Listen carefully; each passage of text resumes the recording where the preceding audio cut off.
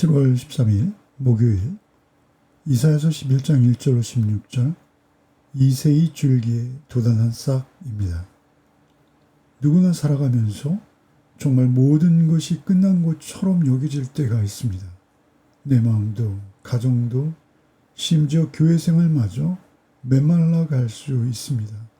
그러나 하나님께서는 언제나 인간이 끝이라 여기는 그 자리에서 새로운 일을 시작하십니다. 앞선 10장에서 아수르라는 거대한 제국이 웅장한 나무처럼 서 있다가 하나님의 심판의 도끼에 찍혀 잘려 넘어집니다. 이스라엘 역시 심판을 받습니다. 남은 것은 거대한 나무가 아니라 초라한 구루터기 뿐입니다. 그런데 놀라운 것은 바로 그 구루터기의 잔해 위에서 11장은 뜻밖의 문장으로 시작되고 있습니다. 이새의 줄기에서 한 싹이 나며 그 뿌리에서 한 가지가 나서 결실하리라. 하나님께서 새 일을 시작하시는 것입니다. 이것이 복음입니다. 심판으로 모든 것이 끝난 것과 같은 그 자리에서 하나님께서는 언약의 신실하신 방식으로 한 왕을 일으키십니다. 그리고 그 왕의 통치를 통해 창조 세계를 회복하시며 흩어진 백성을 마침내 하나님 앞으로 모으십니다. 1절로 5절은 통치의 회복, 6절로 9절은 창조의 회복, 그리고 10절로 16절은 백성의 회복으로 이어지고 있습니다. 1절로 5절입니다. 이새의 줄기에서 한 싹이 나며 그 뿌리에서 한 가지가 나서 결실할 것이요 그의 위에 여호와의 영, 곧 지혜와 총명의 영이요 모략과 재능의 영이요 지식과 여호와를 경외하는 영이 강림하시니 그가 여호와를 경외함으로 즐거움을 삼을 것이며 그의 눈에 보이는 대로 심판하지 아니하며 그의 귀에 들리는 대로 판단하지 아니하며 공의로 가난한 자를 심판하며 정직으로 세상의 겸손한 자를 판단할 것이며 그의 입의 막대기로 세상을 치며 그의 입술의 기운으로 악인을 죽일 것이며 공의로 그의 허리띠를 삼으며 성실로 그의 몸의 띠를 삼으리라. 1절에서 다윗의 줄기라 하지 않고 이새의 줄기라고 하십니다. 이렇게 하시는 것은 영광스러운 다윗이 아니라 베들레헴의 이름 없는 목자, 그 아버지를 강조하고자 하신 것입니다. 하나님께서는 화려한 가지가 아니라 다시 그 근원의 뿌리에서 새롭게 시작하시겠다 하십니다. 그 뿌리, 즉 구루터기, 밑동에서 돋아나는 한 가지, 곧 새싹, 그 새순을 통해서 새로운 생명을 예비하실 것이라 말씀하십니다. 그리고 예수님께서는 로마의 황궁으로 오지 않으시고 베들레헴의 마국간으로 오십니다. 그렇다면 이 싹으로 돋아나는 가지의 능력은 어디서 올까요? 그 능력은 정치적 수완도 군사력도 아닙니다. 그 위에 여호와의 영이 강림하시니 이것이 전부입니다. 본문은 이 영을 6가지로 풀어서 설명합니다. 지혜와 총명의 영, 모략과 재능의 영, 지식과 여호와를 경외하는 영, 여기서 앞서 여호와의 영을 더하면 7영이 됩니다. 히브리어에서 7은 완전수로 완전하고 충만한 성령님의 임재를 의미합니다. 요한계시록 5장에 어린 양 앞에 7영이 있었다 하시죠. 이 싹은 자기 힘으로 서는 지도자가 아니라 처음부터 끝까지 오직 성령님에게 붙들리고 이끌리는 지도자이십니다. 왕이십니다. 그렇게 그 왕의 재판은 다르다고 하십니다. 3절에 눈에 보이거나 귀에 들리는 대로 심판하지 않으시고 공의와 겸손으로 가난한 자와 겸손한 자가 보살핌을 받고 세상의 행악자는 엄정한 심판을 피할 수 없다 하십니다. 세상의 이해관계에 휘둘리지 아니하시고 오직 공정한 심판만을 행하십니다. 입술의 막대기와 입술의 기운만으로 세상을 좌우하시고 심판하십니다. 말씀으로 곧 언약의 말씀대로 공의와 성실로 가장 이상적인 통치를 이루는 나라가 될 것을 언약하십니다. 지금까지는 새로운 왕에 관해서라면 이제 이어지는 다음 단락에서는 그런 왕의 통치가 만들어내는 새로운 세계에 관해서 선포하십니다. 6절로 9절입니다. 그때 이리가 어린 양과 함께 살며 표범의 어린 염소와 함께 누우며 송아지와 어린 사자와 살찐 짐승이 함께 있어 어린 아이에게 끌리며 암소와 곰이 함께 먹으며 그것들의 새끼가 함께 엎드리며 사자가 소처럼 풀을 먹을 것이며 젖 먹는 아이가 독사의 구멍에서 장난하며 젖된 어린 아이가 독사의 굴에 손을 넣을 것이라. 내 거룩한 산 모든 곳에서 해됨이 없고 상함도 없을 것이니 이는 물이 바다를 덮음 같이 여호와를 아는 지식이 세상에 충만할 것임이라.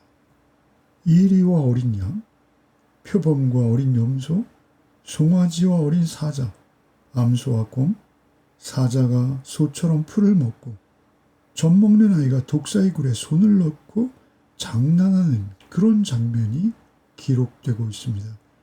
이것은 단순히 동물들과 동물원이 평화로워진다 이런 것이 아닙니다. 죄 때문에 깨어진 창조의 세계가 회복된 모습입니다. 창세기에서 죄가 들어오자 죽음이 시작되었죠. 그러나 새로운 왕의 통치로 약육강식의 세계는 이제 끝나고 완전한 평화와 평강의 시대가 열린 것입니다. 왜 그렇습니까? 그 이유는 9절에 여호와를 아는 지식이 세상에 충만할 것이기에 그렇다고 하십니다. 여기서 아는 지식으로 번역되는 이 히브리어는 단순한 정보나 교리적 지식을 말하는 것이 아닙니다.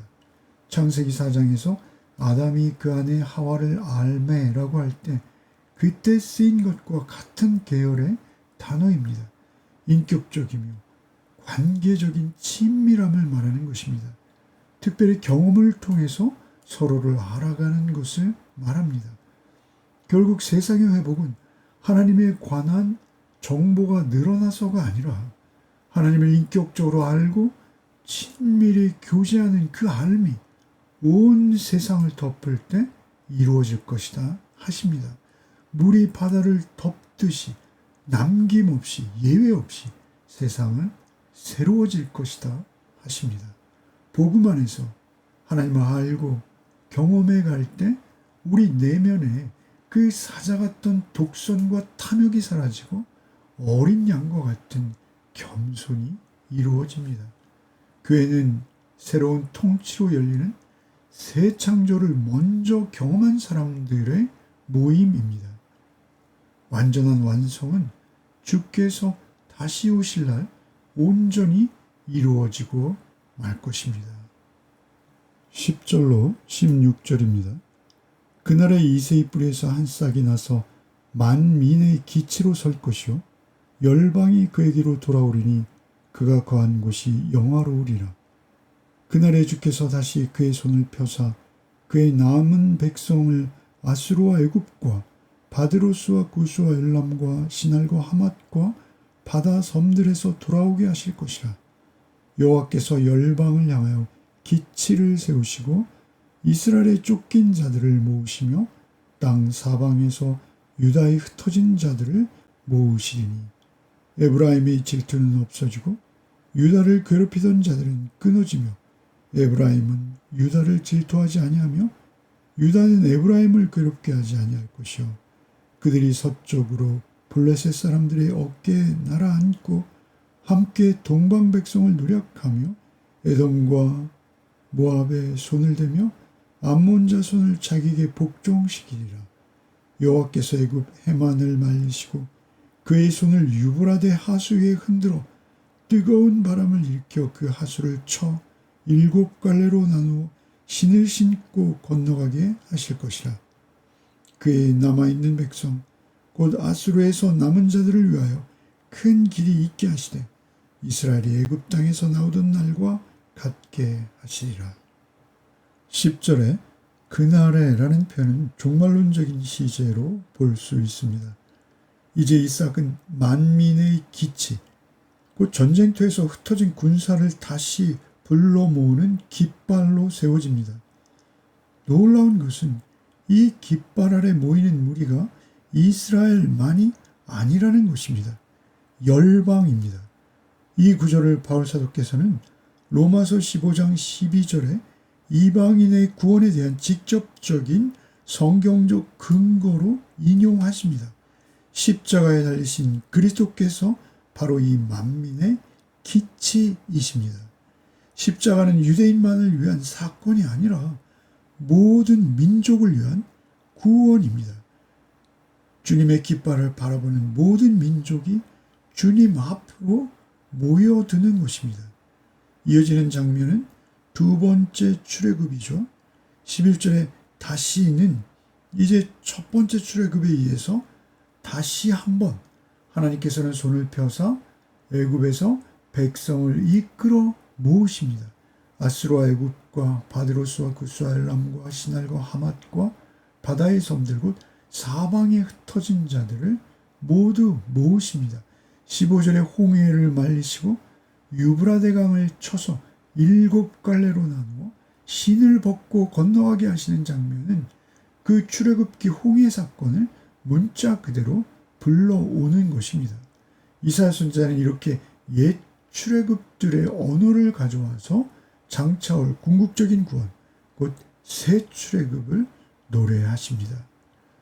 죄에서, 그 사망에서, 사탄의 권세에서 우리를 건져내시는 더 큰 출애굽을 말씀하시는 것입니다. 예수님께서 십자가에서 이루신 구원이 바로 이것입니다. 교회는 이 새 출애굽을 경험한 자들이 모이는 공동체입니다. 우리는 애굽에서 나온, 즉 죄의 지배로부터 나온 사람들입니다. 우리는 홍해를 건넌, 곧 그리스도의 십자가를 통과한 사람들입니다. 우리의 인생에도 구루터기처럼 느껴지는 자리가 있습니다. 베어지고 꺾여서 더 이상 아무것도 잘할 수 없을 것 같은 그 자리에 홀로 서 있는 것처럼 느껴질 때가 많이 있습니다. 그러나 오늘 본문은 우리에게 분명하게 말씀하십니다. 하나님께서 보시기에 사람이 죽었다고 여기는 바로 그 구루터기가 새 생명이 돋아나는 자리다 라고 말씀하십니다. 이세의 구루터기에 그리스도께서 탄생하십니다. 그리고 지금은 성령으로 우리 가운데 공의를 세우시며 우리의 관계와 우리의 삶의 자리에 새로운 창조로 일하십니다. 본래의 화평을 회복시키시며 흩어진 우리를 다시 하나로 교회로 세우십니다. 이 왕의 통치 아래 있다는 것은 단지 교리 하나를 더하는 것이 아닙니다. 물이 바다를 덮듯이 여호와를 알아가는 지식이 우리 존재를 채우고 그 인격적 알미 우리의 시선과 관계와 소망의 방향 전체를 바꾸어 가십니다. 오늘 이 본문 앞에서 우리 각자의 구루터기를 다시 바라보기 원합니다. 그리고 우리 안에 이미 돋아나기 시작한 결코 꺾이지 않을 생명의 싹 예수 그리스도만을 바라보며 하루를 살아내시는 복이 우리 모두에게 있기를 소원합니다. 잠시 기도하겠습니다. 이세의 구루터기에서 생명을 일으키신 하나님, 우리의 삶에도 때로는 모든 것이 무너진 것처럼 보일 때가 얼마나 많은지요. 그러나 사람의 끝이 하나님의 시작임을 믿게 하여 주시옵소서.